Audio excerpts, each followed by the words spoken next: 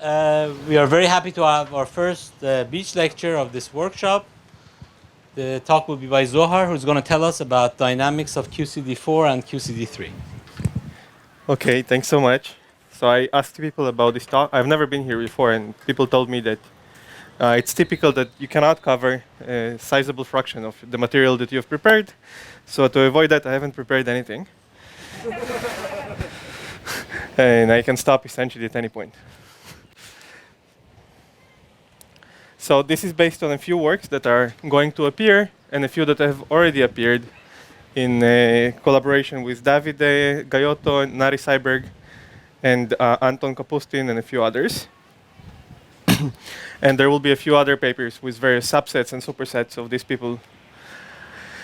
Okay, so I want to start by setting up some terminology so that I'm going to use some kind of jargon for what I mean by various things about properties of the vacuum. So I want to set up the jargon so that it would be clear to everybody what I mean.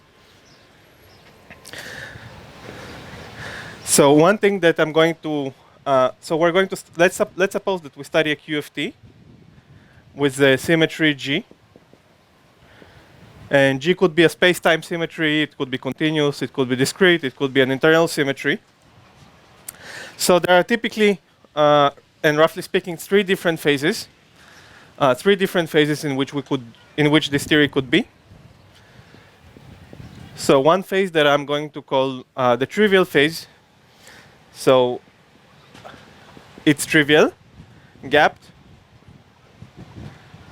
and non-degenerate. So in order not to say this whole mouthful every time, that trivial, gapped, and non-degenerate, I'm just going to call this vacua trivial. Okay?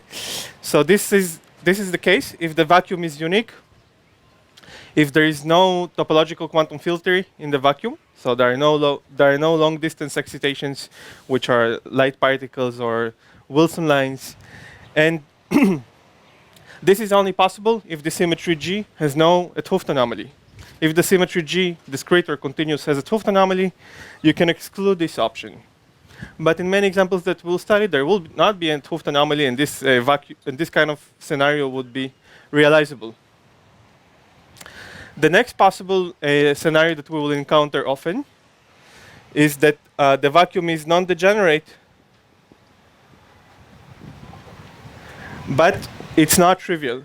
It's non-degenerate, it's gapped, but it's non-trivial. This is the scenario that I will briefly, well, I'll just refer to it as the TQFT, as the TQ. So there is a topological quantum field theory in the infrared. So what do I mean by that? The vacuum is gapped, so there are no light excitations, but there are lines.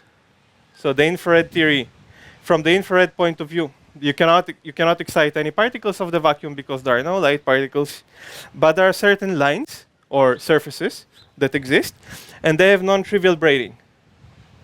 They have possibly non-trivial braiding. So when you swap them around each other, you can pick Aharonov-Bohm phases. So this is the scenario that I will call TQFT. The vacuum still preserves the symmetry G. It's unique, but it has non-trivial lines. And since the symmetry G is unbroken in this vacuum, since it's non-degenerate, these lines have to carry G quantum numbers. So these lines correspond to some heavy particles, and they have to be in some representations of G. This is slightly imprecise because there could be some Aharonov-Bohm phases. So these lines actually don't have to be in representations of G, but they can be in representations of extensions of G. But that little issue would not be very important for this talk. So and then the third scenario that is of course the case where the symmetry is broken. So G is broken.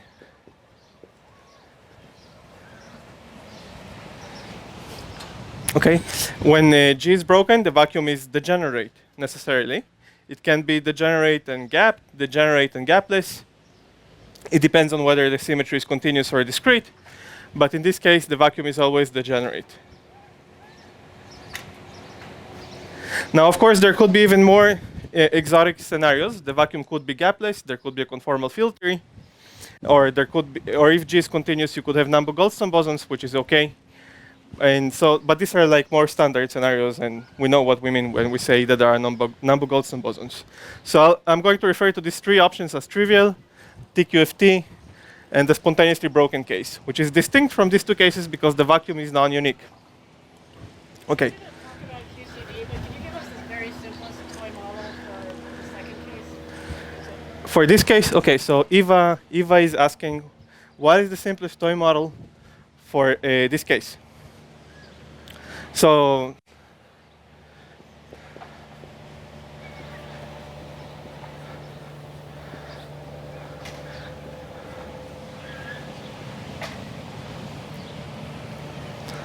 let's take a U1 gauge field. This would be, let's say, in how many dimensions? It doesn't even matter. Let's do 2 plus 1. It doesn't matter. Let's do 2 plus 1 dimensions. So we'll take a U1 gauge field with a scalar of charge 1. So this would be the abelian Higgs model. But now let's take the scalar to be with charge p, which is an integer. And it's not necessarily 1. So in the standard case where p equals 1, this system has various phases. For example, if the scalar is heavy, we have a massless U1 gauge field. A massless U1 gauge field in 2 plus 1 dimensions is the same as the Nambu-Goldstone boson. Then we have a circle. And the other phase is where the scalar condenses, and then the infrared is totally trivial. There is nothing. So it's in the first case, in the first scenario. But in this case, when the scalar field condenses, you have an unbroken ZP gauge theory. So here the infrared in the Higgs phase, the infrared theory is a ZP gauge theory. What is the physics of ZP gauge theory? It's very simple physically. So when in this system, you can have vortices, Abrikosov-Nielsen-Oleson vortices, which carry magnetic charge, which is fractional, 1 over p. This do not exist in the standard case, but here they exist. And these vortices have non-trivial statistics with heavy probe particles that have charge 1. So suppose you take this system and you add some heavy particle of charge 1, which does not participate in the Higgsing. So the statistics between some Abrikosov strings and these heavy particles would have non-trivial ZP Aronoff-Bohm phases. So even as an infrared observer, even though there are no massless particles, you would say that you have magnetic vortices that have long-range forces with some heavy particles, long-range statistics. Even though those things are heavy, you include them in the infrared? Yeah, they're not part of the infrared, but the lines and the phases are part of the infrared. The phases are part of the infrared because the phases exist even if the lines are very, very separated. You cannot excite these particles from the vacuum, but if you're a non-relativistic person and somehow you're living in the state where they exist, you would see phases. And these are accessible to infrared observers. Because they don't depend on the distance. So why did you, just curious, why didn't you include a simpler example? You want your Simons with gauge? Yeah, Chern-Simons is another example, but this is more, I think this is more intuitively clear because there is a Abrikosov string and a particle and they have non-trivial statistics. I like this example more than the Chern-Simons. Okay, now we can talk about this example later. Let's not get into it. This example has a 't Hooft anomaly that explains why this example has two phases. One is when the scalar field is massive and then you have a compact Nambu-Goldstone boson, and the other is when you have a ZP gauge theory. So this system doesn't seem to have a trivial phase, right? So you would think that it must have a 't Hooft anomaly. And the answer is yes, there is a 't Hooft anomaly for a two-form gauge symmetry, a two-form background field, which is a but this is a separate issue. We can discuss that, okay? So let's talk about QCD. So now that the terminology is set,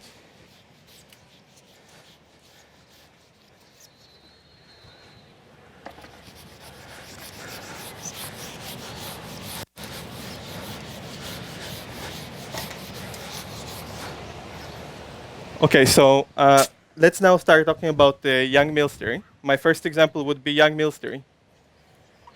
So pure YoungMills theory.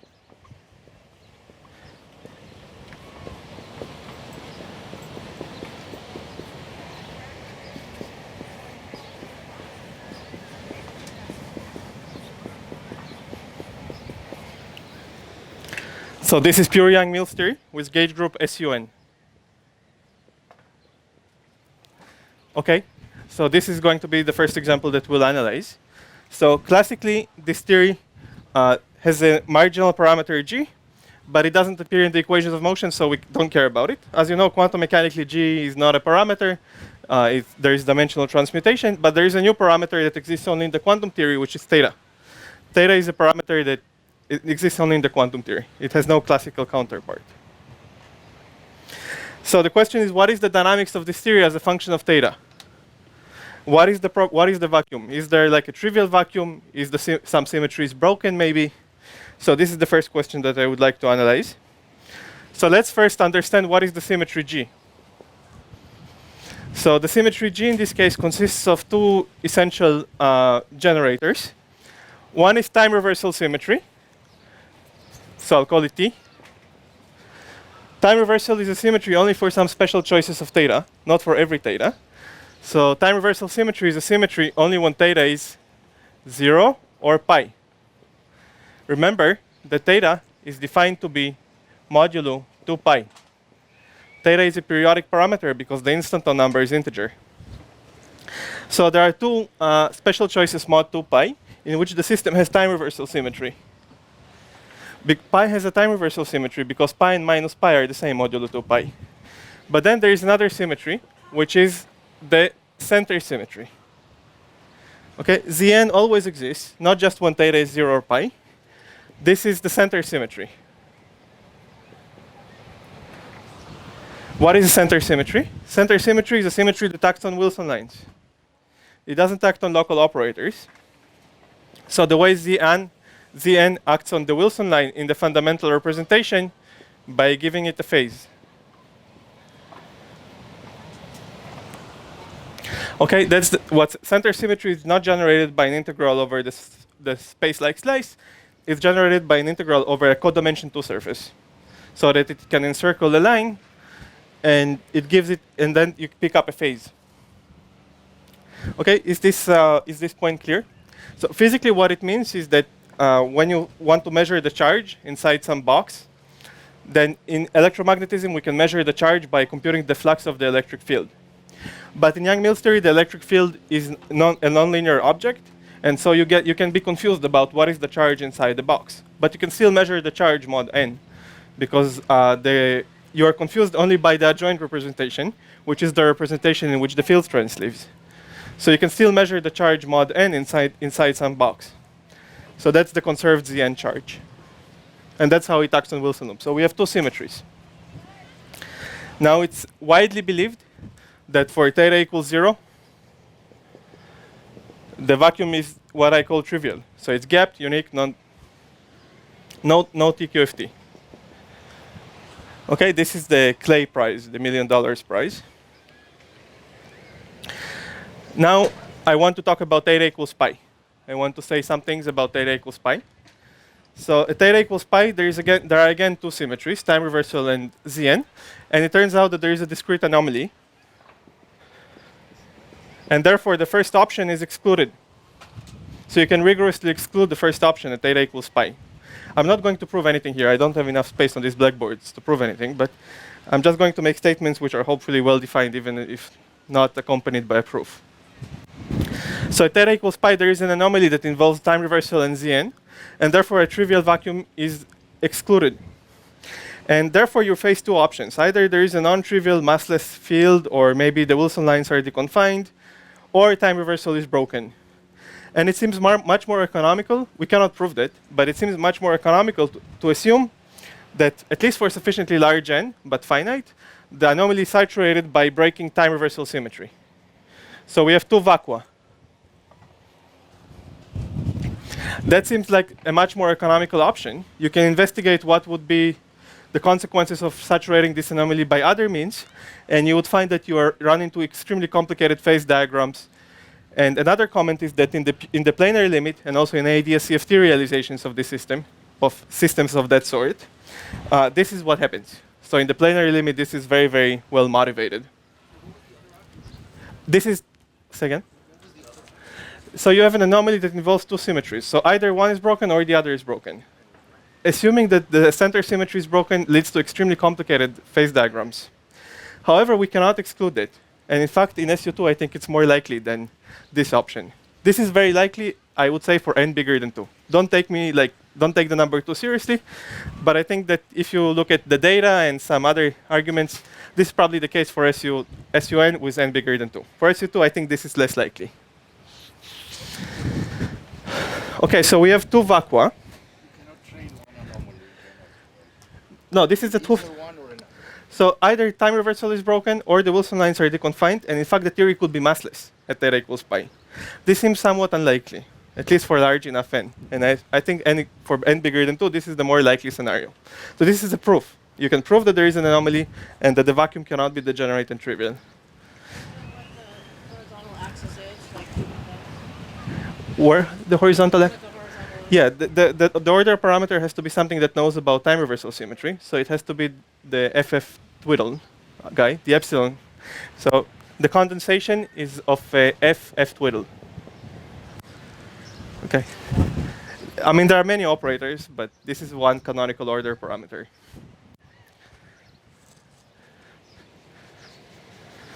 But that wouldn't detect the end break. Just a second. That would not detect the end break. That's right. So the anomaly. So the question is whether that would detect the unbreaking. That's right. So here, all I'm proving is that there is an anomaly. This is like the axial vector anomaly for a free fermion. So either you have some massless stuff, or one of the symmetries is broken. It seems much more economical to assume that that's how the anomaly is saturated, by breaking time reversal symmetry. The other scenario seems a little bit contrived, and it can be excluded in the planar limit. Do you have an order? This is an order parameter for time symmetry reversal break. Do you have an order parameter for Zn break? Yeah, so if Zn was broken, then the order parameter would be a Wilson loop. So the Wilson loops would not obey an area law anymore. They would obey some perimeter law or something of that sort. So I'm just going to assume that. And furthermore, another comment is that theta is not 0 or pi. If theta is not 0 or pi, there is no time reversal symmetry. And it's commonly believed that the system is therefore in the first trivial phase.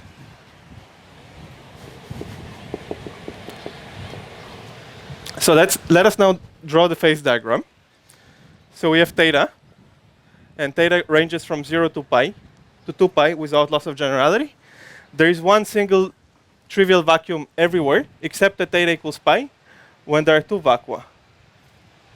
So here you can imagine that the picture is like that. So there is a first order transition as you change theta. Okay, and they do this stuff. They do this kind of game, the two vacua. And here they're exactly degenerate. We will soon discuss the domain wall theory and many interesting phenomena, but this is just the phase diagram at 0 temperature. Now let us add temperature. So as we heat up YoungMills theory, at some point the Zn symmetry is broken. So at very high temperatures, the quarks are deconfined. The gluons are deconfined, and therefore the Zn symmetry is broken. The Wilson lines don't have an area law anymore at high enough temperatures. So therefore, there is some kind of first order line here. It has to be reflection symmetric. So let me just draw it like this. There is some kind of first order line at high enough temperature, which is the deconfinement transition. You can see this on the lattice, and you can see it in ADS. There is such a first order transition at high enough temperatures. But we have another first order transition at low temperatures due to the fact that time reversal symmetry is broken. And so you have a first order line coming out at 0 temperature and another first order line here. So the question is, what happens to these lines when they meet? So a curious thing is, suppose this line stopped here. Suppose the temperature at which time reversal symmetry is restored is lower than the temperature at which deconfinement takes place. This would be in a contradiction with the anomaly. Because if you are here, then Zn would be unbroken. And also time reversal would be unbroken because this line ceased to exist. So that would be a contradiction with the anomaly. So you can actually use the anomaly to prove a rigorous inequality about the temperature at which time reversal symmetry must be restored. So you can prove that the temperature at which time reversal symmetry is restored is bigger or equal to the deconfinement temperature. Okay, so this is a fun application of anomalies. You can actually prove, you can predict, make a prediction about the phase diagram of YoungMills theory So this line has to extend beyond this line. And it can also be that these 2 points coincide. We don't know whether they coincide or it extends strictly beyond this line. So the inequality could be weak. That would not contradict the anomaly. Time reversal is part of Lorentz group. This will part of Lorentz group. So once time reversal is broken, then you can start discussing now Lorentz group. Yeah, the question is whether there is an issue with the Lorentz group, since time reversal is part of the Lorentz group, but it's a disconnected part. Right. So it's okay. The connected part of the Lorentz group is unbroken. You're assuming that, of course. We don't have Yeah, we don't have a proof for that. We're assuming that Lorentz symmetry is unbroken. So this is a fun application of anomalies, and that covers what I wanted to say about YoungMills theory.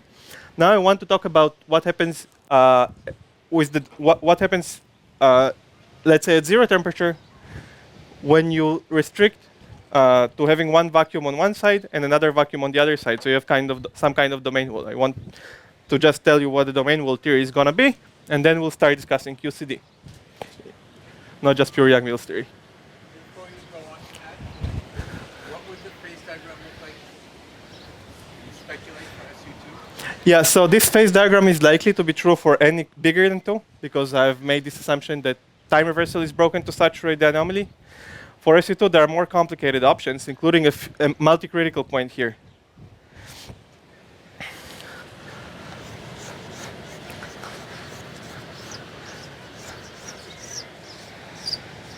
By the way, at very, very high temperatures, of course, time reversal has to be restored, and therefore we know that this line gotta end. So we know that this is smaller than infinity. Yeah, it's a finite number.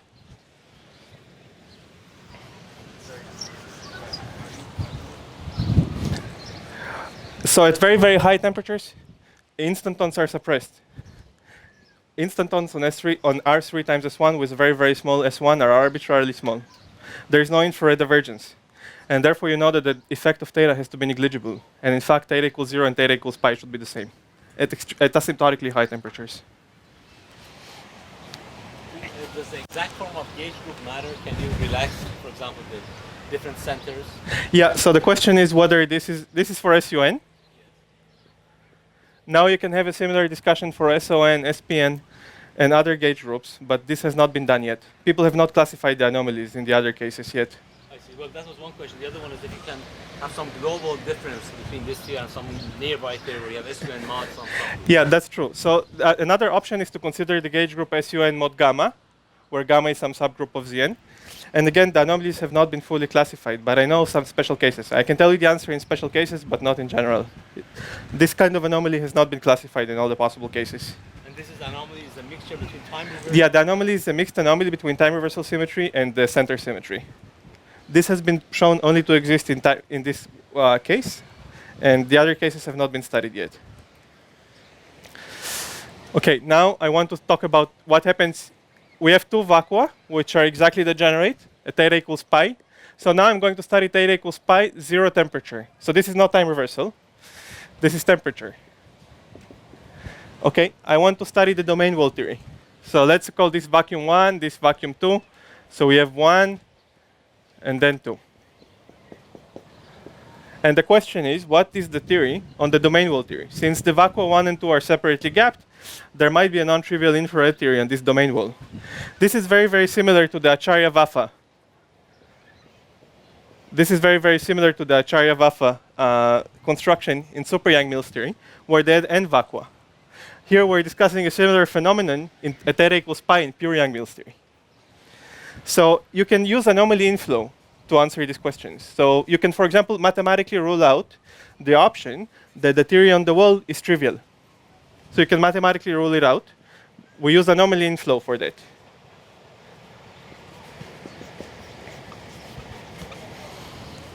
That's the key idea. So in the bulk, there is a mixed time reversal Zn anomaly. But time reversal is already accounted for. It's broken spontaneously. So the anomaly in the bulk is saturated. But by standard arguments from anomaly inflow mean that the theory on the wall also has an anomaly by anomaly inflow. And it's a pure Zn anomaly. Pure Zn at Hooft anomaly.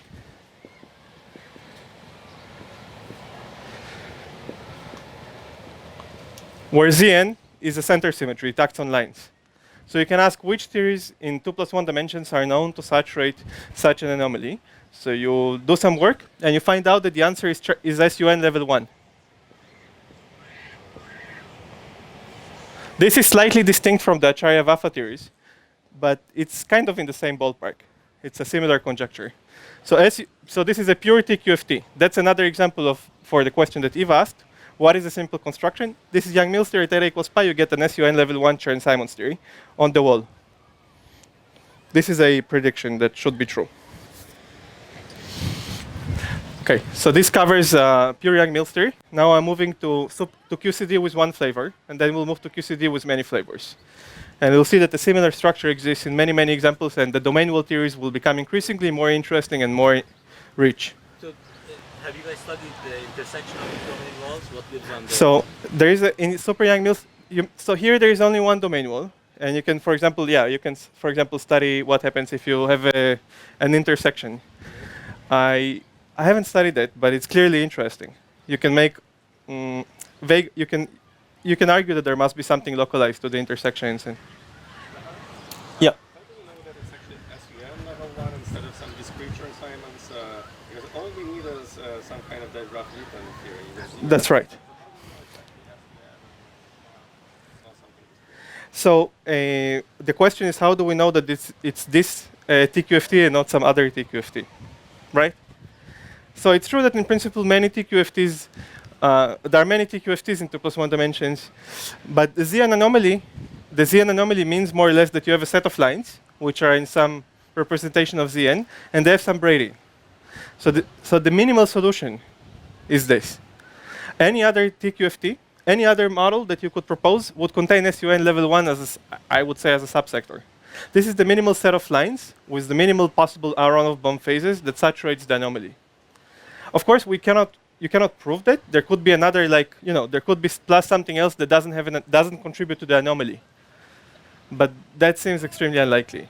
So this is the minimal example that saturates the anomaly, has the right number of vacua when you compactify the theory, and So you say that if I do Dirac Operators with discrete group, there is no way to make this? this is a special case of Digraph-Witten. Chern-Simons is a special case of Digraph-Witten. So I'm just saying this is the minimal possible model that has the anomaly. It's like analogous if you computed some anomaly between some axial symmetry and vector symmetry, and you ask what is the minimal infrared theory that reproduces that. So the answer will be 1 fermion. Saying that it would be 1 fermion plus a lot of junk that doesn't contribute would seem a little bit contrived. So here this is like the 1 fermion. This is the analog of a 1 fermion. Well, but that's actually an answer to my question, because minimal seems to me to be ZN, the center of SUN. ZN does not work. If you take ZN gauge theory, if you take just pure ZN gauge theory, it's not correct. It does not reproduce the right anomaly, a pure ZN gauge theory. In fact, a pure ZN gauge theory has ZN times ZN symmetry, and there is a mixed anomaly. But here you want a ZN symmetry that has an anomaly with itself. So pure ZN gauge theory does not saturate this anomaly. So we can rule it out. It's actually quite rich, even though it's TQFT. There is some work here that goes to proving that that works, and that's the minimal thing that works. It's always Chern-Simons type of TQFTs, right? No homological TQFTs. No, we have also examples where you get non-trivial Digraph-Witten theories. But this is not in this example. There are other constructions in which I can convincingly show that the theory on the domain wall is a much more exotic object.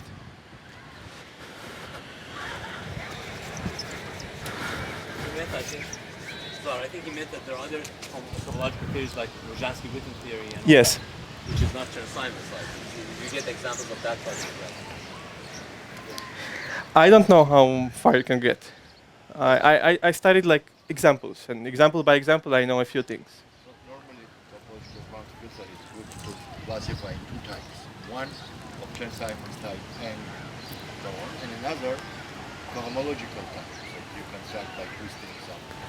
I understand there are more exotic topological quantum field theories. I do not know if they appear in interesting constructions. I haven't tried to do some kind of, a classification problem. In fact, this problem of classifying 't Hooft anomalies for center symmetries and which TQFTs reproduce them is open. The people in condensed matter physics have not studied this problem because they do not know about the center symmetries. They study standard G symmetries, and they ask how to couple them to anions and how to reproduce some anomalies. But this problem has not been studied, even not in the condensed matter literature. So I don't know of a classification program about that kind of thing. Okay, let's proceed. So now I'm going to study QCD in 4 dimensions.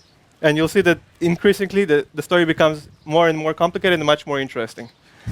This is kind of a dull example in this class of examples.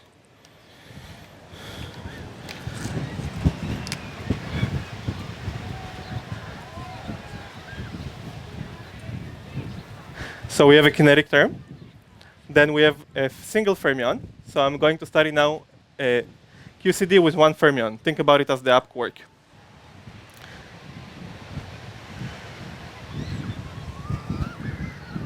So we have psi bar, d slash psi, psi tilde bar, d slash psi tilde, and we have a mass term. So we have an up quark and the conjugate, and we have the complex conjugate term for the mass. Okay. So there are some i's. I'm not being careful here, of course. Notice that I have not written a theta term. As you know, the theta term is redundant once you have quarks because you can absorb the theta term into the mass parameter. So were I to write a theta term, you could prove that the dynamics only depends on m to the e to the I theta. Were I to write a theta term, everything depends just on this combination. So therefore, I can, without loss of generality, put theta to 0 and use m as a proxy for theta. So we will study the dynamics of this theory as a function of m, where m is a complex parameter. But it's sometimes more intuitive to think of m as a real positive parameter, and the phase is theta. But I'm not going to write theta. I'm just going to use m. Okay, so let me erase that. The humidity is very, very significant. It's hard to erase. Okay, so m is a complex parameter.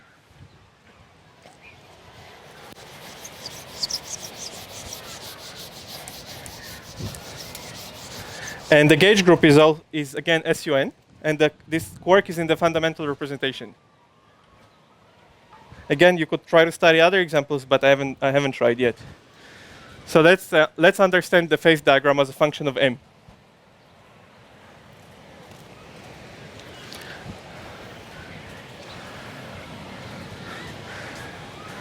So we can start by understanding what happens if m is huge. Okay. I do not delete any point. This is a well-defined Lagrangian for any m. In terms of phase. No.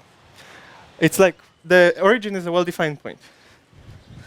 There is no symmetry. Okay. One comment that I want to make from the get-go is that when m is 0, this model does not have a new symmetry. This is unlike other QCD with higher number of flavors. They have a new symmetry when m goes to 0. Here there is none. The symmetry of this model, let me write the symmetry of this model. There is sometimes time reversal symmetry. We'll discuss time reversal in a second, but forget about time reversal symmetry. The symmetry of this model is just U1. And it acts by taking psi to the E alpha psi and psi twiddle to E to the minus I alpha psi twiddle. Okay, this is the only symmetry of this model, even when m equals to 0. When m equals to 0, there is no new enhanced symmetry, unlike the higher NF case. Second? I can't hear you. This is baryon number. Yeah, this is like baryon number. So this is the only symmetry. And okay, so what happens if m is huge? If m is huge, we can integrate it out, and we can make contact with what we previously predicted. So I'm doing it gradually because what we found about pure Young-Mills theory would be extremely important now. So when m is huge, we integrate it out, and we get pure Young-Mills theory. But pure Young-Mills theory depends on theta. So what is the theta parameter that we get? If m is somewhere here, then we get theta to be the phase of that complex parameter. So previously we proved that at theta equals pi, there is spontaneous time reversal symmetry breaking. So where on this diagram is there time reversal symmetry? It's obvious the time reversal symmetry is only present on the real axis. Okay, we have time reversal symmetry when m is real.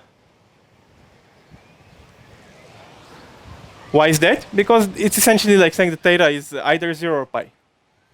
So that's the intuitive reason. More formally, time reversal acts by conjugating m. So so we see that there must be a first order transition at very large and negative m, and at very large and positive m there is no first order transition, because we argue that QCD YoungMills theory with theta equals 0 has a unique ground state. So there must be a twofold degenerate ground state very, very far away, but none here. So here we have two vacua, here we have one, and here we have one, and here we have one. So what is going to happen to what can you do with a first order line to make it disappear? You must end it at a second order point. So there must be a massless particle at some point. So we continue, and we stop at some m star. It's not at the origin. The origin is not special in this theory, because there is no new symmetry when m equals to 0. It stops at some point, but it's not necessarily at the origin. It, in fact, happens before the origin. You'll see that I'll prove that in a second. So what happens at that point? There must be a massless particle, and this particle has a name. This particle is the eta prime particle. Okay, so the Lagrangian, the effective field theory at that point. So this is just the effective field theory when you get close to that point. The theory is dual to a free massless particle, which is called the eta prime particle. So we have d eta prime plus m squared, eta prime squared, plus eta prime to the 4, plus the linear term in eta prime. Ta ta ta. And m squared goes to 0 when m goes to m star. So we can write the formula. So the claim is that eta prime is in fact massless in one flavor QCD at any n, not just at large n.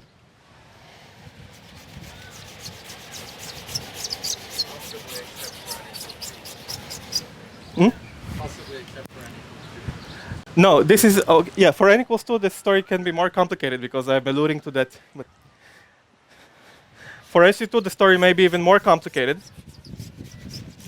But for it's higher m, it's okay. So m squared goes like m minus m star. But what is the sign? The sign is very important. This effective Lagrangian is capturing the physics here. So if we're to the left of that point, we need to have two ground states. How do we generate two ground states out of this thing? We make it condense. So m squared should be negative when m is to the left of m star, hence this sign. Maybe there is some lambda. And the magnetic field goes like the imaginary part of m minus m star. And here there is the real part. I forgot to write the real part, so it's lambda times the real part. So the magnetic field corresponds to this place, to this angle here, and the mass squared is just the distance from this point on the real axis. So we see the time reversal symmetry breaking is implemented by a pseudo-particle condensing. This is a pseudoscalar. So the pseudoscalar, when the pseudoscalar particle condenses, we get time reversal symmetry, which is spontaneously broken. So that eta prime reproduces all the physics around this point. It's trivial on one side, two vacua on the other side, and time reversal symmetry is broken.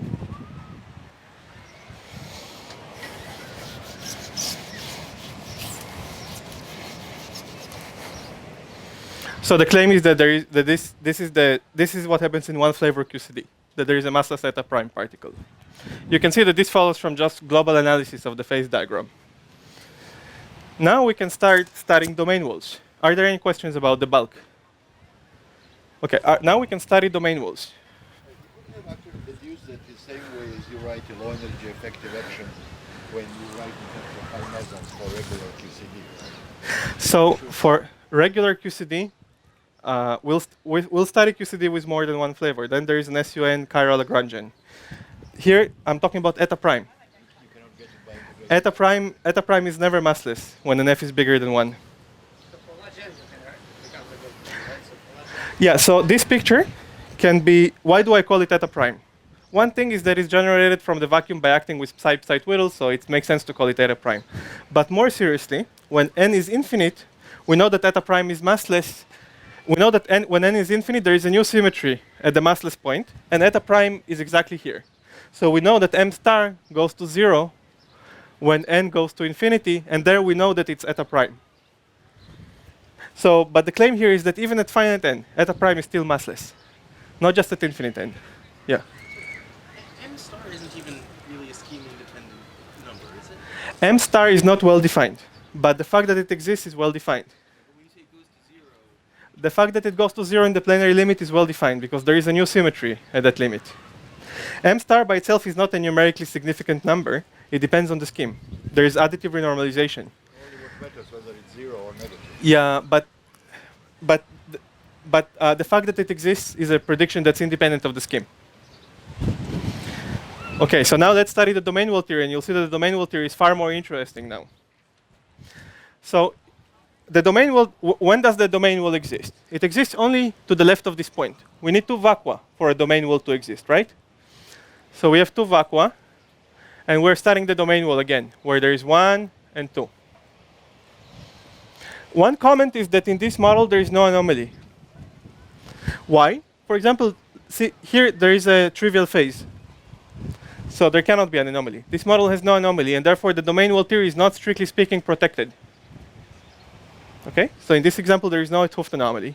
Yet, since the domain wall theory supported a non-trivial TQFT in pure YoungMills theory, it cannot disappear. So when you are very far on this axis to the left, we know that the domain wall theory must be SUN level 1 Chern-Simons theory that we've already established previously, and it cannot disappear. There is no way to lift a TQFT. sorry, I thought that theory has a... That's right, but it's for an accidental symmetry from this point of view. When M is huge, this system approximately has a center symmetry, and there is an approximate anomaly that protects this low energy degrees of freedom on the wall. But the full theory does not have an anomaly anymore. So anomalies can appear for accidental symmetries. There is no contradiction in that. So when M is huge, we know that there is SUN level 1. So let me draw it here. Let's draw the branch cut, which ends. So when we're very, very far here, we know that there is SUN level 1. But what happens to this SUN level 1 when we get closer to the point that there is a massless eta prime particle? So to compute the theory and the domain wall here, we don't need any sophisticated ideas. We just use the eta prime Lagrangian. This is just phi to the 4 theory. And you know, in every textbook, you can find the theory and the domain wall in phi to the 4 theory. And it's known that it's trivial. It's empty. So here it's trivial. And here I'm using this terminology that I introduced in the beginning. So this is a TQFT and this is trivial. So you see that while the bulk does not undergo any interesting transition, the bulk is more or less the same here. There are always two vacua, time reversal is spontaneously broken. The domain wall theory must undergo a transition. So the domain wall undergoes an interesting three-dimensional dynamics while the bulk is still gapped. And this is a novelty compared to super YoungMills theory where this does not happen. So there is some point here. So there is a new point which is special, in addition to M star. It's somewhere here, where the domain wall undergoes a phase transition while the bulk does not. The transition is between SUN level 1 and a trivial vacuum. How do we implement that? Yep. How do I know that it's not coincident with M star? That's a great question. And the answer is this. This is a good description in some small open patch. And if you just compute the properties of the domain wall in this theory, you see that it's trivial. Okay? So we need to reproduce this kind of dynamics using 2+1 dimensional language because it's a 2+1 dimensional transition embedded into a gapped 4-dimensional model. So how do we do that? We use the recently proposed Chern-Simons symmetry theories. And the humidity is insane. I cannot erase.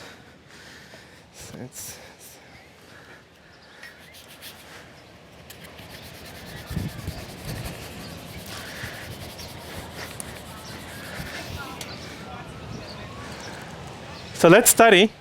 Now I'm talking about 2+1. This becomes an interesting story in 2+1. You make contact with one of the recently proposed Chern-Simons symmetry theories. SUN level 1/2 plus a fermion in the fundamental. A single fermion in the fundamental. This is an interesting 2+1 dimensional system which we'll now analyze, and I'll argue that it has exactly these two phases. And I'll propose that this is the theory on the wall. So there is a duality. Okay.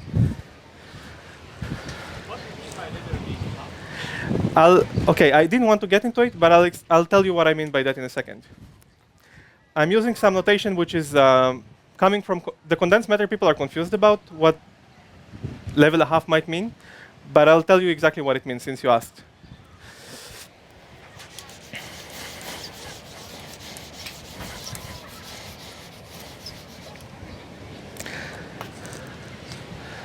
So this is an interesting 2 plus 1 dimensional system, and one parameter that it's got. So I'm saying that there is a phase transition in 2 plus 1 dimension which reproduces what's going on the domain wall, right? So the idea is that the fermion in 2 plus 1 dimensions, this 2 plus 1 dimensional fermion has a mass. And this more or less corresponds to the mass in the 4-dimensional theory around this point. We can call this point, I don't know, S. And so this more or less corresponds to M minus S psi of the 3 plus 1 dimensional theory, psi twiddle. That's roughly speaking the correspondence. So the mass term in 2 plus 1 dimension maps to the mass term in 3 plus 1 dimensions with some signs that I cannot fix in real time. So when the fermion, so let's study this Chern-Simons theory. As a function of M, I have many M's. This would be M3, okay, to distinguish from M4. So as a function of M3, when M3 is huge, you can integrate it out. A fermion gives you a contribution of a half in my convention to the Chern-Simons level. So when M3 is huge, this theory is just SUN level 1. Because a fermion shifts the Chern-Simons level by a half in my conventions. If M3 is huge and negative, then the Chern-Simons level is shifted by minus a half. So you get SUN level 0, and this is trivial. This is just SUN gauged, pure SUN gauged theory in 2 plus 1 dimensions, so it's a trivial model. And then there is some transition. So when I say level a half, what I really mean is that the two phases at large and small m are level 1 and 0, and this is well defined. So a half is just like a proxy for remembering what are the infrared phases at large m, which have to be always integer for gauge invariance. So your convention is that the contribution is sine of m3 times a half? Yeah, my convention is that if you integrate out a single fermion in the fundamental representation with a positive mass, it gives plus a half. Plus a half, okay. So this a half is just like a proxy for remembering that once on one side you get 0, on the other side you get 1, and this is well defined. You can ask how do you write the Lagrangian like with a half. There is no half in the Lagrangian. It's just a proxy. So you see that the phases of this 2 plus 1 dimensional model exactly coincide with the phases of this domain wall, and therefore the duality is motivated. You will see further that when we study now NF bigger than 1, we'll have many fundamental fermions, and so this will be embedded in the bigger picture, which you can like manipulate. So this is not just a special case. This would be embedded in a more general story.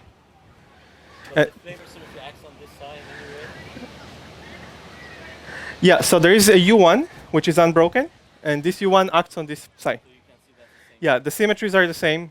You can check the string. You can check many things. The monopole operators, everything matches. What if you gauge the flavor symmetry? You can try to gauge it. Everything you can check without like a computer simulation works. But this is so let me just say a natural rule of thumb that we found. It seems that in this kind of thing, to find the theory in the domain wall, it's often useful to just throw away a half of the fermions. So notice that in 4 dimensions we had a chiral, a left-moving fermion, and a right-moving fermion, and here we just remained with 1. This is quite a general story. So it seems that it's always useful to just get rid of a half of the fermions, and then adjust the Chern-Simons level appropriately by matching the anomalies for the approximate symmetries, or for the accidental symmetries. That's a useful prescription. And if you've ever looked at the literature of condensed matter physics on what they call SPT, the Majorana SPT, that's exactly what happens there. You start from a Dirac fermion in 4 dimensions, and you get a Majorana fermion in 2 plus 1 dimensions. So this seems like a natural thing. Yeah. Language theory. Can you write the Lagrangian, which is all the way of this line, or No, this is like a duality. Yeah, this is a 2 plus 1 dimensional model that is supposed to describe the physics here on the domain wall, which is embedded in a 3 plus 1 dimensional model. So it's kind of fun that there is so much dynamics in pure QCD. And do you understand the relation between that SUN and the original SUN? So there is a question whether we understand the relation between that SUN and this SUN. So Could you have derived it? So let's say that the mass was huge and positive, then we would be in this phase. You would say that these SUN gauge fields are the same as the original SUN gauge fields. So in that case, so I should have asked my question when Yeah, you could have asked the question. That's what I was trying to say. You could have asked the question in Yes. about pure YoungMills theory. Let me ask you then, in that context, do you understand the relation of that SUN and the original SUN gauge field? I don't have a very good answer because there were some arguments about it. We couldn't agree on an answer. It seems that, naively, it seems that they're related, but I don't have a very convincing answer. Okay. I mean, the related to that question would have been, you could have imagined that's U1 level n or something. Yeah, so there is an interesting question here. When I said that this is a back again to pure YoungMills theory. So I said that the TQFT is SUN level 1. I could have alternatively used level rank duality and say that it's U1 level n. This is the same for, but that's actually false because this level rank duality holds only on spin manifolds, while in pure YoungMills theory there are no fermions. So this theory doesn't even make sense for odd n on non-spin manifolds. So this is kind of imprecise. But here it makes sense. For even n it makes sense. Only for even n. Sorry, no, I mean, in this context, since Yes, you have fermions, yes, yes, yes. it could have been the Yes. dominant spin, but you get U1 level n. That's right. You're completely right. So how do you know it's not that? When In this So- context. in this context, you could ask, how do I know that it's SUN level 1 or U1 level n and SUN level 1 are the same? In fact, there was recently, okay, so now I want to make contact with duality. That was my next point. This is an interesting 2 plus 1 dimensional theory, which has a dual description using bosons and UN gauge groups.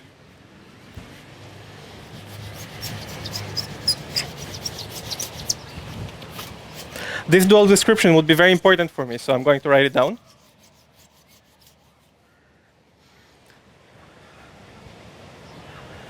So the claim is that this 2 plus 1 dimensional model that reproduces the dynamics on domain walls in 3 plus 1 dimensions is in fact dual to U1 plus a single scalar with charge 1. And the U1 has level n. So you could use, so this transition that we talked about can be viewed as either in this universality class or in this universality class. They're dual. And this is consistent because SUN level 1 is dual to U1 level n on spin manifolds. So you could think about it in either ways. This way would be slightly more intuitive when we crank up an F. You would see that the physics here is a little bit more clear in this duality frame. Same way it could have been that all the other theories which have same anomaly could have been dual if you correct me. That's right. So here, in this example, there is no anomaly. I go back to the Yeah, in this example, there is no anomaly, but still one can make statements based on dynamics. I gave, I think, convincing arguments that there must be an eta prime particle, there must be a transition on the domain wall. I meant his question. There might be other theories with same anomaly. Nothing is a theorem. I'm just making the simplest possible guesses that saturate the anomalies, make the phase diagram look consistent, and this kind of stuff. I'm not proving theorems about the infrared of QCD. But since there are anomalies, you see that this whole business was sort of propelled by the observation that there is a new anomaly in pure YoungMills theory. And that is rigorous. The rest is just the consequence by making everything consistent. I lost track of what the bulk is of this theory. So it decouples from the brave. Yeah, so the bulk theory is massive. There are two ground states which are massive. Okay, so now I'm going to crank up an F. Just, What do you say on spin manifolds? You mentioned some and all manifolds, spin manifolds. so there is a question of why did I mention the word spin manifolds? You're saying that in 3 dimensions every manifold is a spin manifold? At least in the Euclidean. I don't know. That's true for orientable manifolds, indeed. But even if a manifold is spin, there are many spin structures. So you have to when we say spin manifolds, what we mean is that there is a spin structure that's given to you. So U1 level n exists, strictly speaking, but it might depend on the choice of spin structure for odd n. While SUN level 1 does not depend on the choice of spin structure. So they're not strictly speaking dual for odd n. In fact, the odd n theory doesn't make sense because it depends on the spin structure. More technically, there is something that's called spin TQFT and non-spin TQFT or spin C TQFT. So these are like slightly different equivalences classes. So level rank duality is sometimes done carelessly, forgetting about these issues. But if I get the level rank duality, you say that I still don't quite see why Timur's proposal about one level n is not viable. So it may depend, yes, on a little bit of additional data, but it's very minimal data, so such as preferred. I didn't say it's unviable. I just said that in fact it's correct. In this NF equals 1 example, it's strictly speaking even correct, exactly. Oh, you're asking why the transition on the domain wall is not U1 level n plus a fermion? Well, that would be utterly false, completely false. It would not reproduce the right phases. It would be completely wrong. There is either this description or this dual description. If you want U1 level n plus a fermion, it would make absolutely no sense. So if you go back to YoungMills and propose their U1 level n, And then if you add the fermion in YoungMills theory, in the U1 level n description, you'd get absolutely false results. You have to add the fermion in the SUN description or add the boson in the U1 description. If you mix it up, you'll get absolutely incorrect results. So you're going to talk about temperature in this context or not? I don't have time. I want to tell you the main points about NF bigger than 1, and then I'll stop. So this is the known duality. But you know the answer for the temperature case? It's studied already? No, it hasn't been studied. So this is a known duality in the sense that it was proposed recently. You'll see that when I crank up NF, you'll get new dualities. So here we reproduce the known duality, but for higher NF, we'll find new dualities. So I'll soon discover new dualities by just continuing this line of study for higher NF.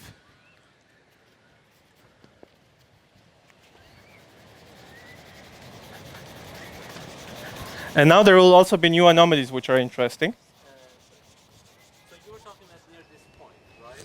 Yeah. And near the end point, you know what the actual theory is? Yeah, here the theory in the bulk becomes gapless. So it ceases to make sense to discuss domain walls. But is there a sense in which you can continue your picture that you just gave us near there? I think that here this is like supposed to be an infrared effective action on the domain wall while the bulk is gapped, so it makes sense. But when the bulk becomes massless, then the domain wall disappears. Here there is no domain wall anymore, right? Because there is one ground state. That's what lives on the domain wall all the way through that line. Yeah, but here it becomes a little singular. The regime of validity of the effective field theory goes to 0 because there is an eta prime particle in the bulk which is massless. And to the left of S, to the right of S star, the domain wall theory was trivial anyway. There is no domain wall there because there is one ground state. To the right of S star. Ah, yeah, good. Yeah. It's trivial. In fact, here it's trivial. Yeah, here it's consistent. It's consistent because here the domain wall is trivial. Okay, so there's no question to ask. It's a good point, thank you.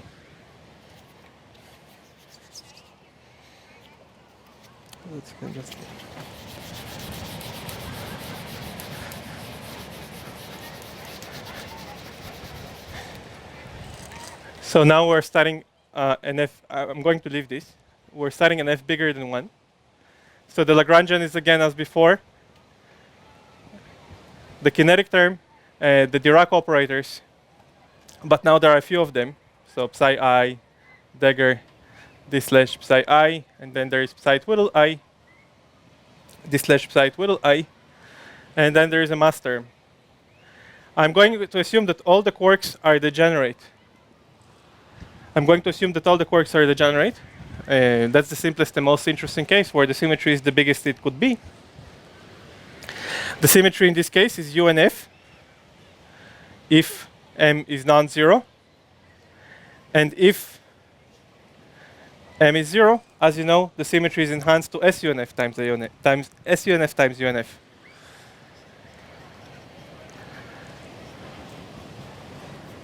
I'm being careless about discrete factors like Z and C's and kind of things, Z and F. I'm being careless about that. So yeah, psi tilde dagger. Thank you. Very good. So as before, I'm not writing a theta parameter because it can be absorbed into the masses. But now one has to be slightly careful because the physical parameter, if you were to write a theta term, would be m to the power nf times e to the I theta.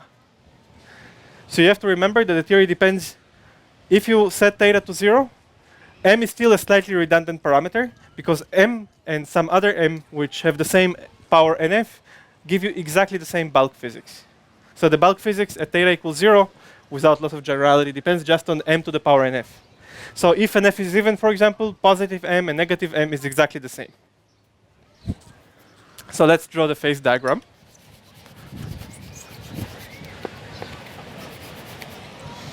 And just cannot.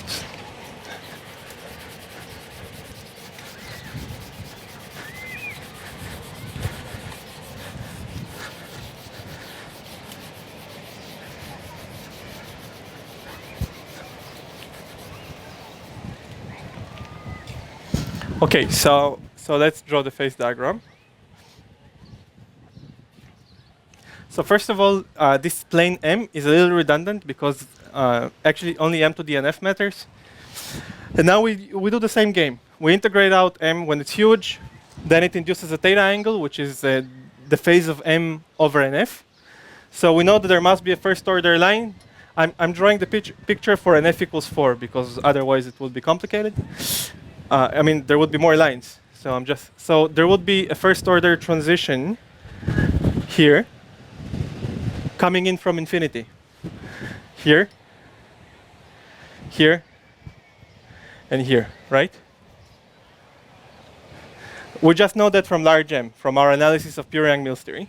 And we also know that on this axis, there is one vacuum. On the main axis, there is just one vacuum. So here there are two vacua. Here there is 1, 2. But these are all the same. This picture should be invariant under rotations by 90 degrees. So what is going to happen to this line? In this case, we don't have to speculate. We know. We know that when the theory is massless, that there is a chiral Lagrangian. The SUNF symmetry, which is enhanced, is spontaneously broken, while this symmetry is intact. UNF is a good unbroken symmetry. So we know that all these lines go to the origin. There is no massless at a prime particle. The physics is different. And here, you have SUNF sigma model. And the Lagrangian is the standard chiral Lagrangian. We have trace of du squared plus mu trace ta ta ta ta ta. The standard chiral Lagrangian story for an SUNF matrix U of determinant 1 and unitary. Okay? So now we can start studying our favorite domain walls to see what.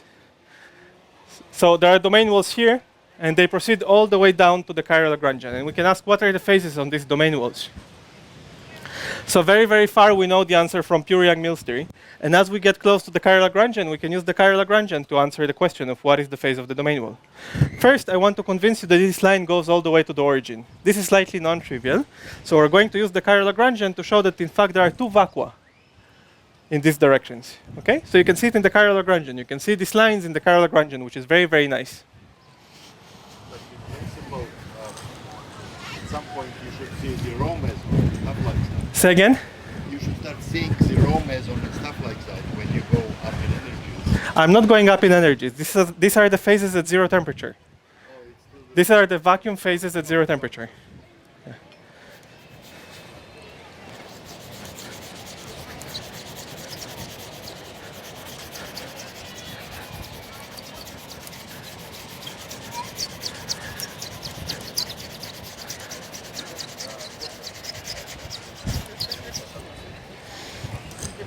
Okay, so let me show you how this how the chiral Lagrangian knows about this. about this first order transition that's happening nearby. So this is a small computation that I'm going to do. It's like the only computation I wanted to do. So let U be an SUNF matrix. And the Lagrangian is du dagger. And we had M trace U plus complex conjugate. Let M be M times e to the pi I over NF. So this corresponds to being on one of those lines rather than being on one of those lines. Okay? So we could have done 2 pi I over NF, or we can do pi I over NF. When you do 2 pi I over NF, you get a trivial single vacuum, which I'm not going to show. It's a standard computation. When you do this, you get 2 vacua. Okay, so how do we see that? So how do we so the energy. So which U's are we going to sample? So I don't want SUNF to be broken. This would be bizarre, and in fact, it doesn't happen. You can check itself consistently that this chiral Lagrangian does not break UNF, I mean, the UNF symmetry, which is present everywhere here. So we are going to make an ansatz, but it has to be an SUN matrix. So this is the most general ansatz. This is the most general ansatz that preserves UNF symmetry, right? Because it's proportional to the unit matrix, which is invariant under conjugation. So you just have to see if you have some k which minimizes the energy. And the potential is just cosine of a 2 pi k over NF minus pi over NF. This is the potential for these configurations that are labeled by k. So if I put 2 pi here, and there is a minus sign, very importantly. It's minus cosine. So if I put 2 pi here, then k equals 1 is obviously the minimum, and you're done. There is one trivial ground state, which is massive. But if I choose this configuration, which is exactly on these diagonals, then in fact there are 2 choices here which are exactly degenerate in energy, namely k equals 0 and k equals 1.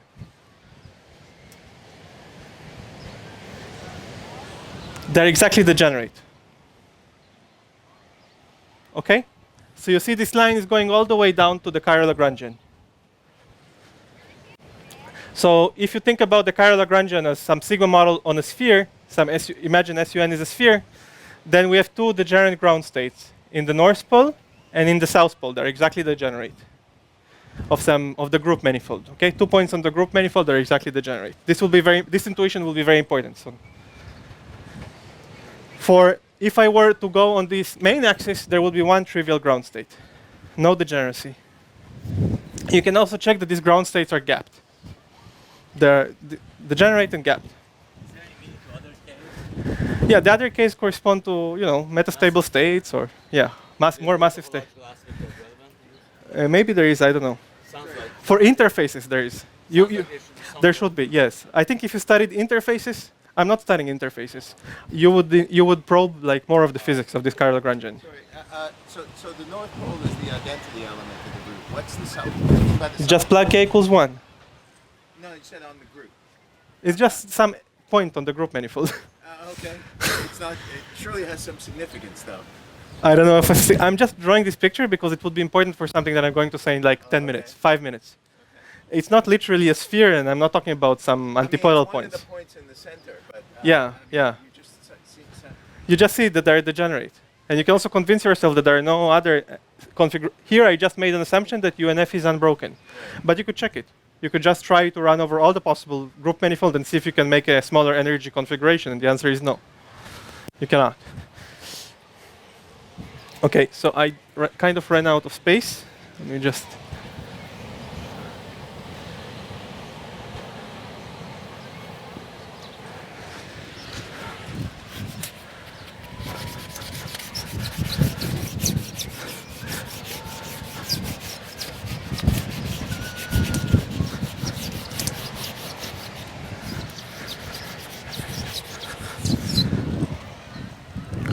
Okay, so now we want to study domain walls again. It will be here. It will in the first example in pure Young-Mills, we landed on Chern-Simons theory, which is nice, but we've seen that before in super Young-Mills theory. For n(f = 1), we landed on a known duality, and now we'll land on new dualities. So we'll find some dynamics in 2+1 dimensions, which is new. So so we want to study the physics of domain walls. So let's ask what happens when M is huge.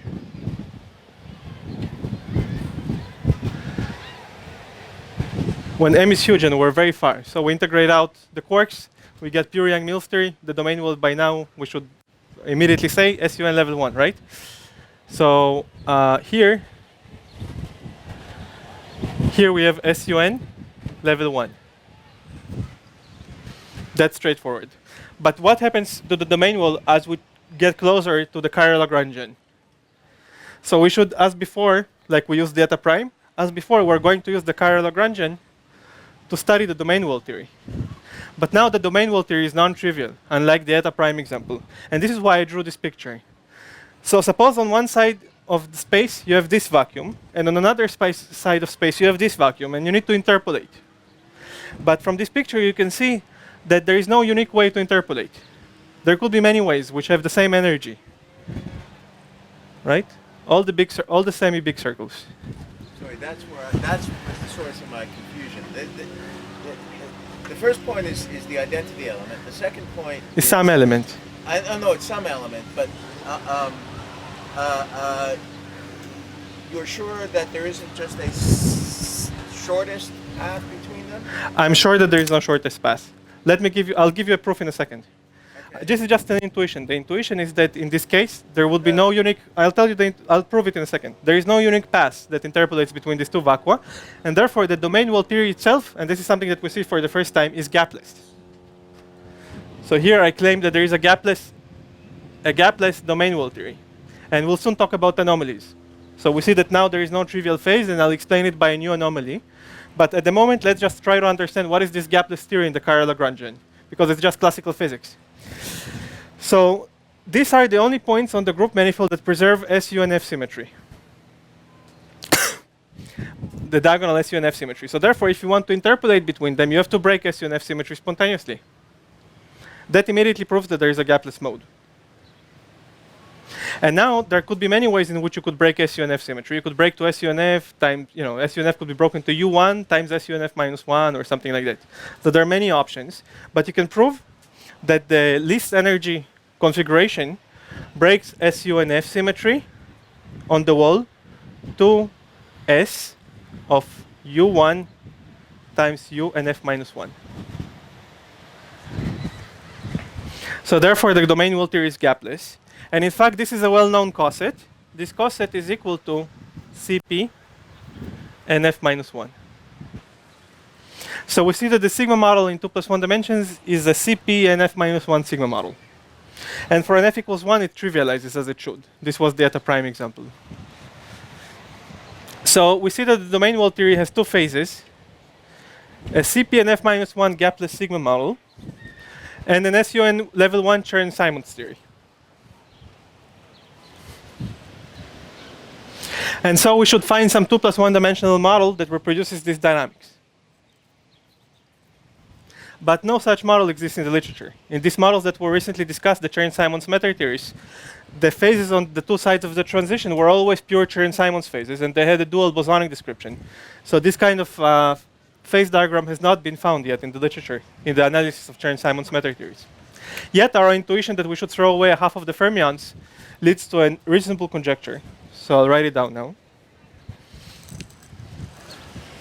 So if you have Chern-Simons with some other stuff, if it would have been Chern-Simons plus fermions, then you could write. So no, these are just these are like the extreme phases. But I'm talking about the transition. Which model at the transition point has these two phases? So now I'm going to tell you for 10 minutes about what people have in the recent progress on Chern-Simons matter theories, what they have been claiming, how this evades their claims, and what is the new proposal. So I'm going to tell you for 10 minutes about 2+1. I'll write a proposal for this transition, And then I'll mention that that there is a new anomaly, and I'll finish there.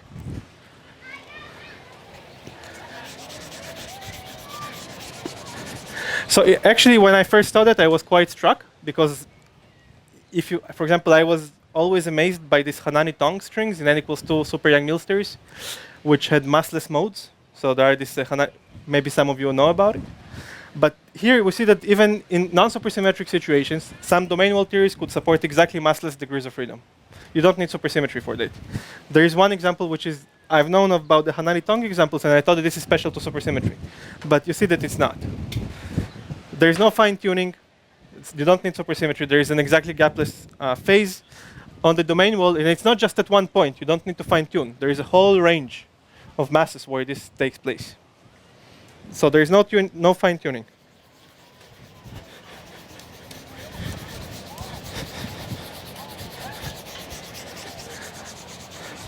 I want to make a technical comment for the experts before I move on. So as you know, this Cairo-Lagrangian has a Wess-Zumino term, and it gets induced to the so there is some induced Wess-Zumino term on the sigma model.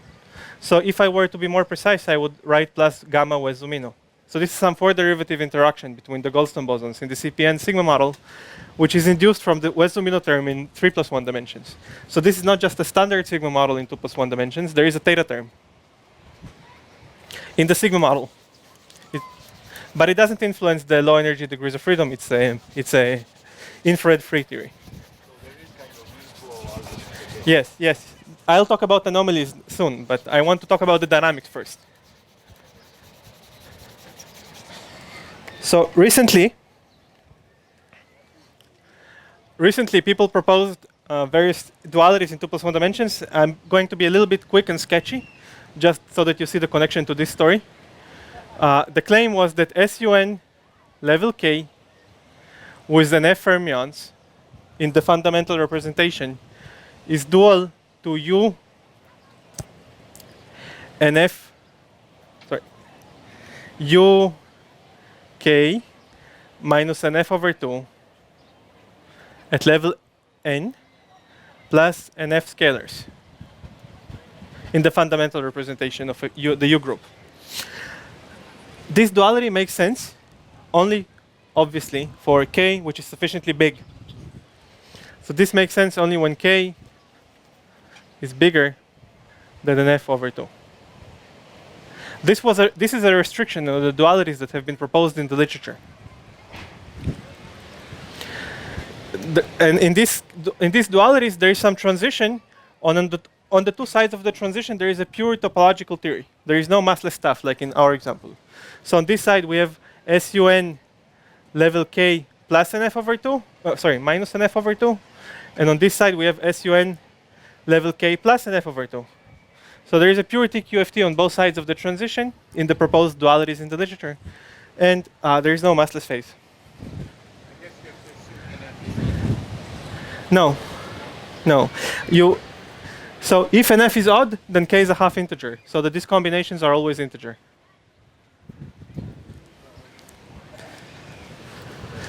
Okay, so now let's proceed for a second extremely naively and make a proposal for this transition.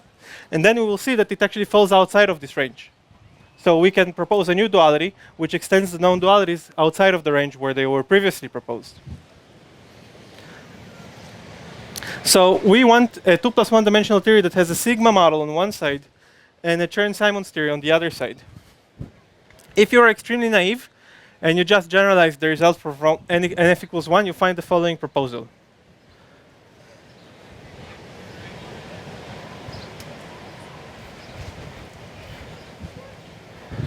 I want to correct something here. So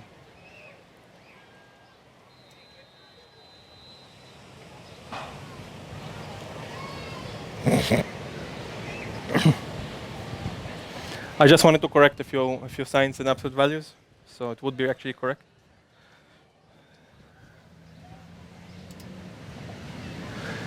So if you were to just naively guess from these various examples that we've seen, what should be the theory on this transition? It would be that. And you notice that if you take an absolute value K. Sorry, so those are minus Ks in the transition? Yes, sorry. Minus K. Very good. So this example, strictly speaking, falls outside of this class. If you multiply this by 2, you get something that's smaller than NF. If you multiply this in absolute value by 2, you get something that is smaller than NF, except for NF equals 1, which we already analyzed and we understand. And so for NF bigger than 1, you see that you get your naive proposal would fall outside of the class of the previously proposed Chern-Simons theories. So it's good. There is no contradiction. And in fact, this leads you to predict a new phase diagram for the 2 plus 1 dimensional model. So the prediction is that this 2 plus 1 dimensional model has SUN level 1 at large positive mass. Of course, when the mass is large and negative, you also get the Chern-Simons theory. SUN level 1 minus NF. But in the middle, there is a CP sigma model.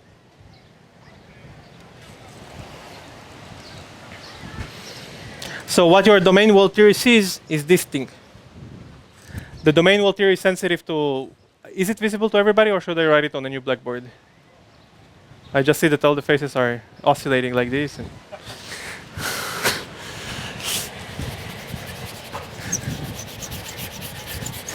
okay, so this story in 3 plus 1 dimensions leads us to a conjecture. Let me just write the conjecture more generally so that I won't repeat the exact same thing.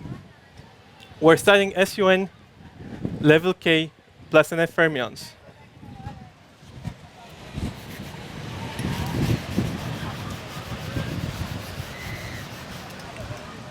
And we're now going to assume that NF is bigger than 2K, so that we're outside of the range of the previously proposed dualities.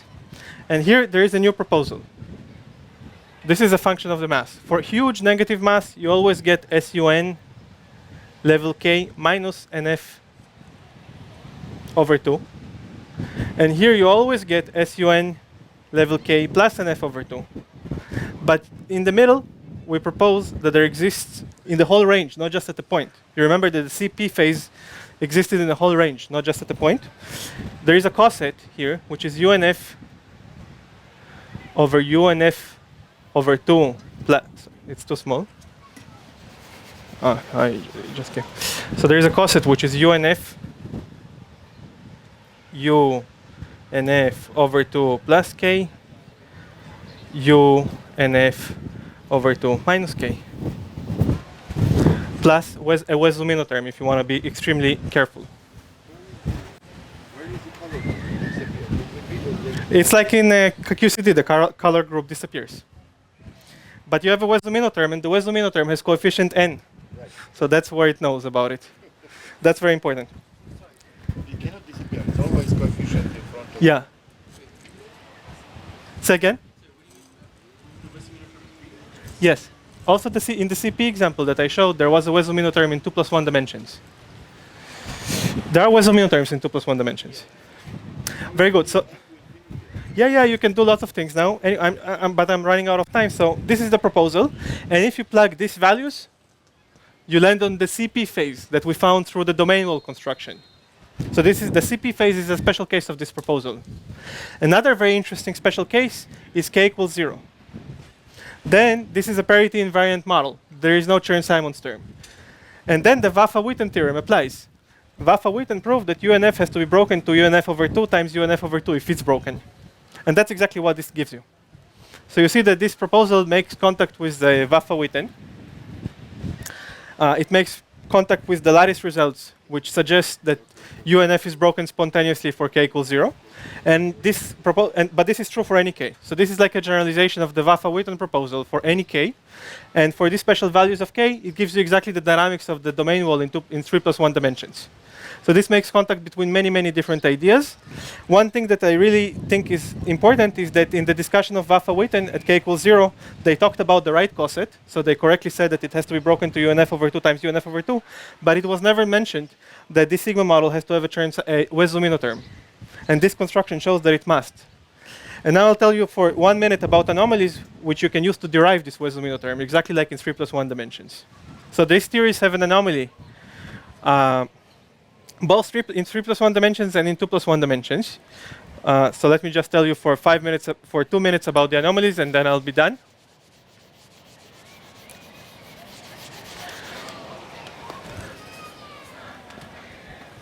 So one has to, this I sort of suggested by guess, but in fact it's not a guess. You can see that this example matches some anomaly, some new discrete anomaly. And also the Wess-Zumino term is necessary for this discrete anomaly to match. So it's not a completely random guess.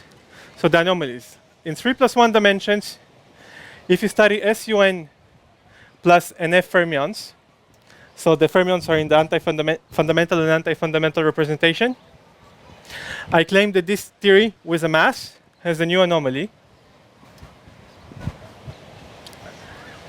which is a mixed, which exists only if the GCD of N and NF is not 1.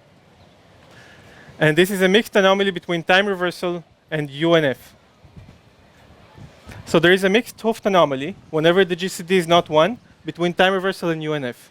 This now does not involve center symmetries, like in this is an ordinary zero-form symmetry anomaly between standard global symmetries. But it exists only if the GCD is not 1. Similarly, these Chern-Simons theories in 2+1 dimensions have a pure UNF anomaly, which exists exactly when the GCD is not 1. And you can match the anomaly polynomials. These discrete anomalies have a discrete anomaly polynomial, like a Digraph-Witten theory, and you can match them. So you can prove that this theory has exactly the same GCD anomaly as this theory, where time reversal is spontaneously broken, and so there is an anomaly inflow argument. So this proposal also passes the anomaly matching checks, and you can prove that the Wess-Zumino term is necessary, even when k equals to 0 in the parity invariant case, to match this anomaly. In 2+1 dimensions. So this is in 3+1D, and then by anomaly inflow, there is an anomaly in 2+1D for that part, not involving time reversal symmetry. So this is just to say, this is too quick, but this is just to say that this story is can pass non-trivial consistency checks by matching lots of discrete anomalies. Okay, thanks.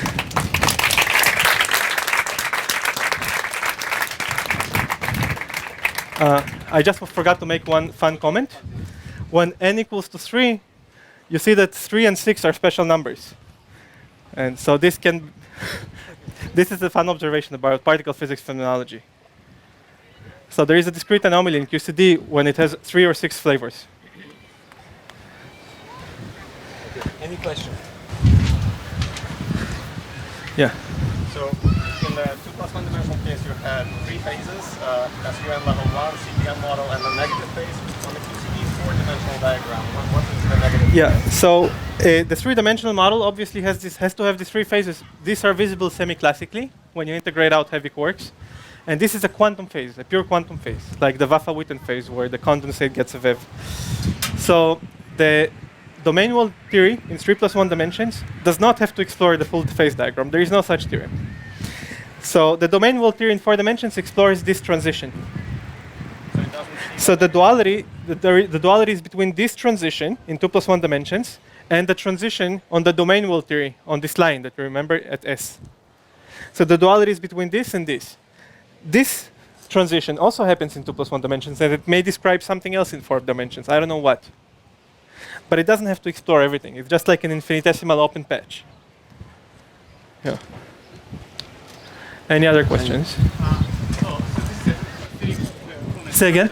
This is a silly comment, but for QCD symmetries, U1 to the 6, right? That's right. That's right. The anomaly that... Yeah, so what I'm saying here is a curiosity. I don't know if it has anything to do with real life. But the curiosity is the following. If the quarks were all degenerate, there would be something special happening when the number of flavors is 6. Yeah, but not in that. If you could imagine that this is a symmetry and there is an anomaly, and we can understand the standard model from a higher dimensional construction because it's like the boundary of something. It has to have an anomaly. But then it's okay. There is what's called the Frogot-Nielsen mechanism, in which you just Higgs SUNF to U1 to the power NF. That's okay. So the idea here is that if you wanted to take it seriously, I've never seen the number 6 comes out of any computation, and here it does. I don't know if there are implications, but this has not been analyzed. If you change the gauge group, I don't know. This has not been analyzed. Yeah. Can you say something about why you think there's no T-symmetry breaking for SU2? Why no T-symmetry breaking for SU2? I didn't say that there is not. I said that it may. We don't know, but so the scenario where you assume that the time reversal symmetry is broken is very natural for n bigger than 2. I mean, you get a pretty compact phase diagram like the ones that I drew, and these are the simplest possible phase diagrams you can imagine. For n equals 2, SU2 gauge theory, in 4 dimensions, there is something else that's going on, which is that the DT confinement transition is not first order, but second order. And that's a special thing about SU2. And therefore, some other phase diagrams look perhaps equally compact. So SU2 could be a special case. I have one question. So do you have any realization of this duality from 4D embedding? You're asking, so one special case is this. Yes. You're asking if there is a realization from 4D. It's in progress. Any other questions? Okay, if no more questions, let's thank Zohar again.